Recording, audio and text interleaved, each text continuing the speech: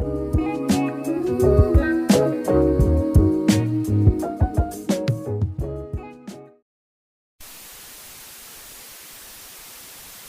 actually, the news really started with our neighbors to the north, Wisconsin, where Democratic Judge Susan Crawford won a seat on the state Supreme Court. Ben, I know you were watching Wisconsin this week. Yes, I was. I was watching it very carefully. In fact, we did something really radical for the Ben Joravsky Show.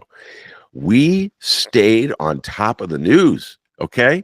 And at 9 o'clock on election night, beautiful.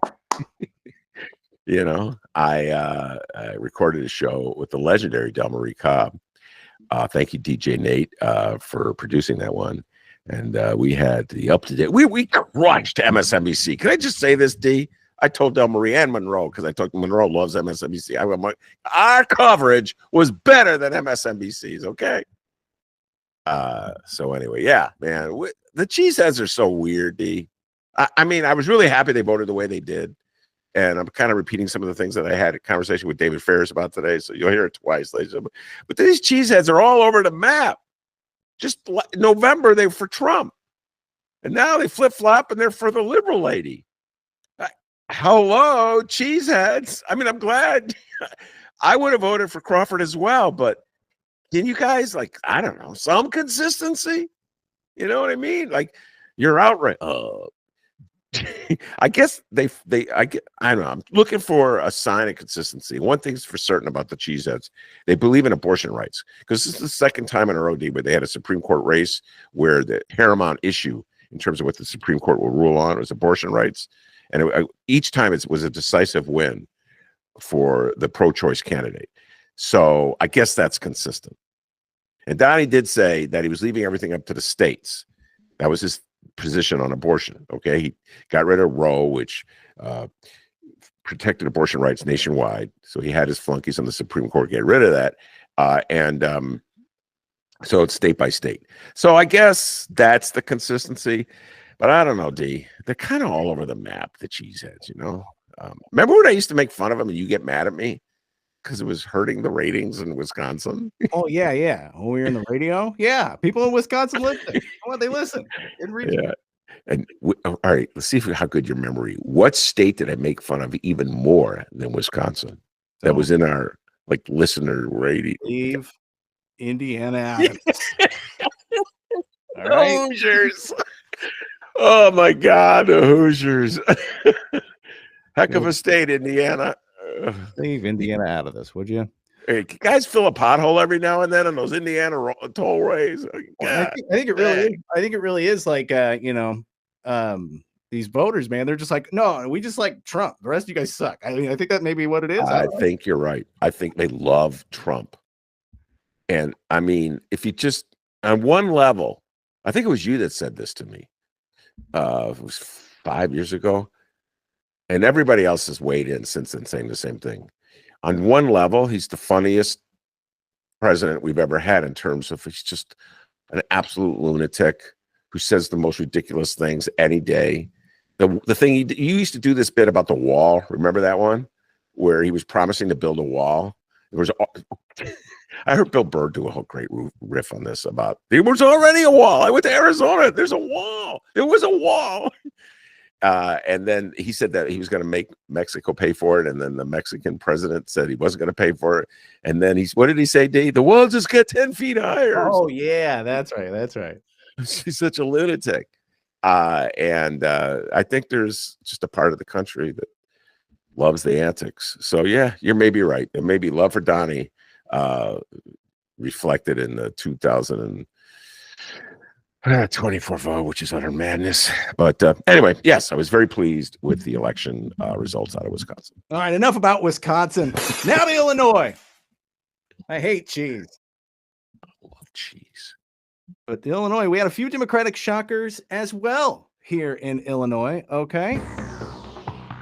Let's cover it. Local election coverage. We need this music, Ben. It'll get really boring if not. Trust me. Okay, here we go. First up, the following comes from WTTW and Nick Bloomberg. Do you know him? I do not know him. Maybe we should get him on the show sometime. Here's the headline. Two-term Aurora Mayor Richard Irvin concedes to challenger John, was it Laish? Is that right? Laish? Yeah. He's been on our show. Well, color me embarrassed. Challenger John Laish. Now, Ben, you remember Richard Irvin? He was the guy who ran for governor in the last election and, well, stood no chance. You remember that, right? Yes.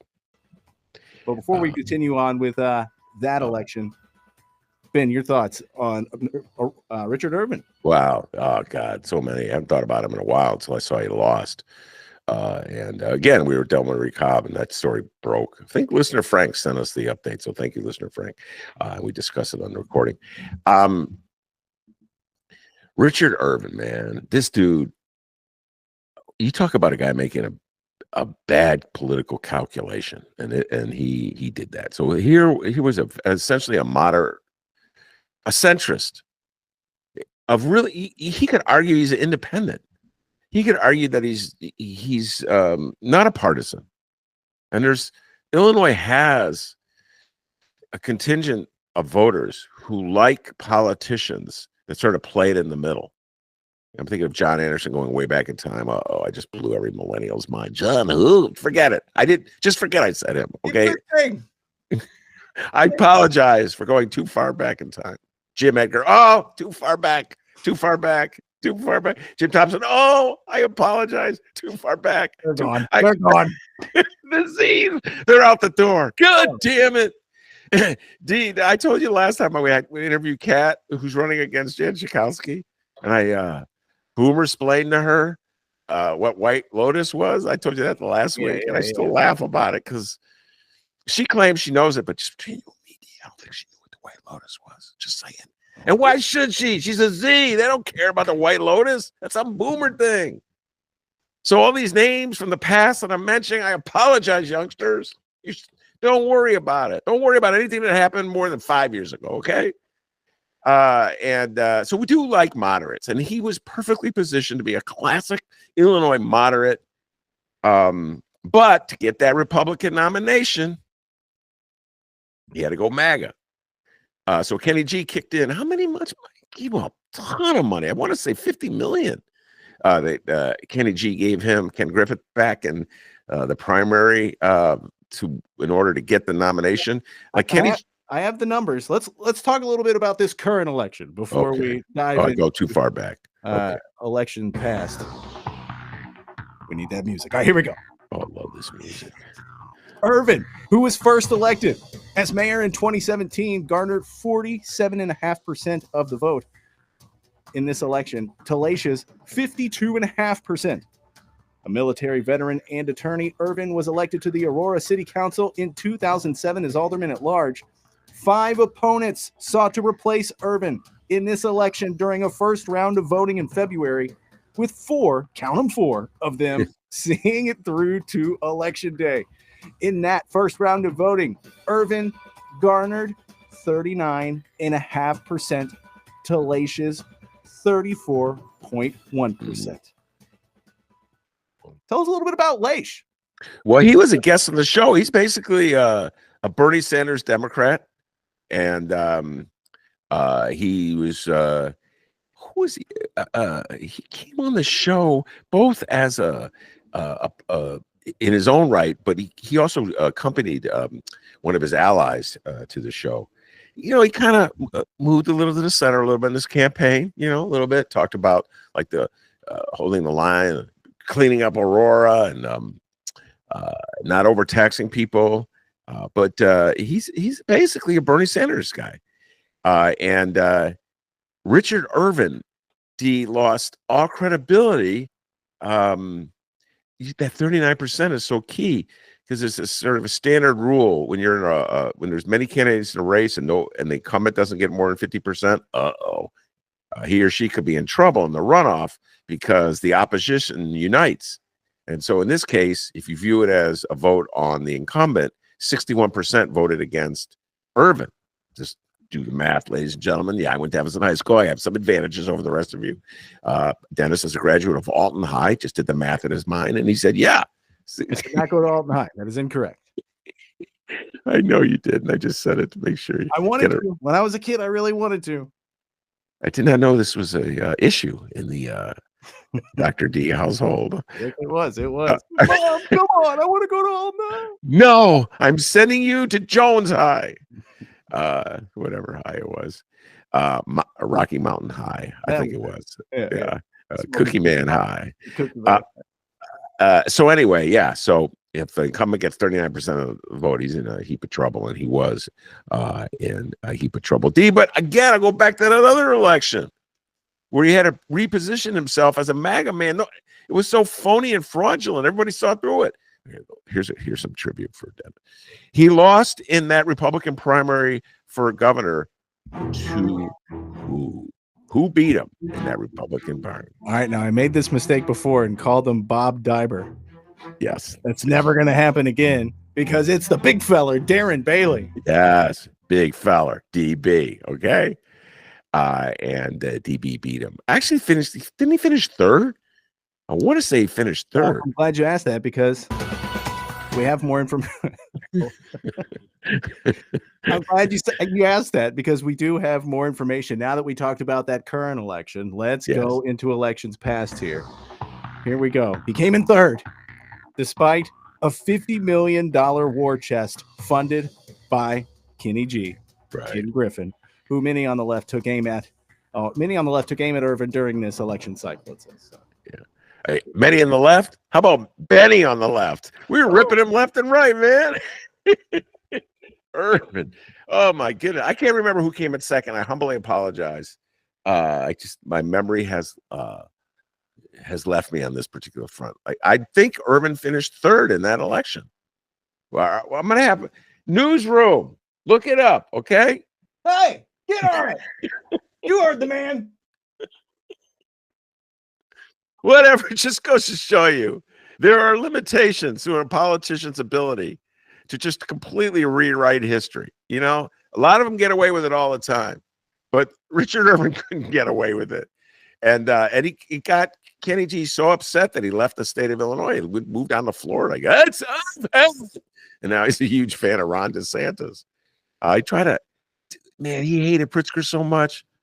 And he figured Irvin was the exact guy who beat Pritzker, a moderate black man.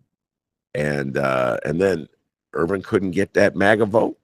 And he lost to the big feller, DB. So the rest is history. Yeah, and looking at how the political landscape looks now, I was saying it back when this was all going on. Hey, Ken Griffin, dude, if you're not going to run yourself, it's not going to work. What are you doing? Yeah, wait, hold on. I am now doing the research for the staff. I'm looking it up. Richard Irvin. Here we go. Hold on, ladies and gentlemen. You're making this guy do newsroom. Yeah, I have to. Okay, and here we go. I'm the one who does the work. Okay. All right. Hold on. Here we go. All right. Okay. Here we go. This is great podcasting here. Coming up. All right. Oh my God, D. We used to have this, ladies and gentlemen. We're going to take a bit from the past, and I forgot we did this bit all the time. Dennis and I in 2022, the Republican gubernatorial primary, and Dennis can't cheat because he doesn't have his computer on. I am cheating. I have my. Oh my God, I forgot these names. He did finish third. Oh my God. All right, D, for 10 trivia points. Name the other candidates in the Republican primary for governor in 2022. You've done two. Richard Irvin and the big feller, DB, Darren Bailey. Name the others. All right. There was the Ravine, the parking lot prodigy.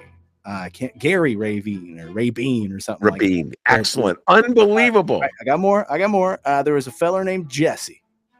Yes. I can't remember his last name offhand. Jesse Governor. I don't remember his last name. So Jesse Sullivan. And he was the guy who made a fortune in the tech industry, lived in California, and then he moved back to Illinois. And it's very easy to rip on. Okay, who else was next? Was that it, or was there another one? No, there were others, but they were this one dude. We used to have so much fun with his name. This dude, you're forgetting on him. You give up. Mancow? No, Mancow thought about it. Oh, okay. Yeah. Mancow thought about it. No, Paul Shrimp. Oh, yeah. Remember him? And then there was Max Solomon. But anyway, neither here nor there. Jesse Sullivan got more votes than Richard Irvin. So Irvin finished third. My memory was okay. I just couldn't remember the name, but I remembered he finished third. Anyway, I am now. That did all that research. Thanks for nothing, newsroom. Yeah, no kidding. Guys, we got to talk after this. Heads will roll. Okay. Losers. All right, let's keep the news going here. Losers.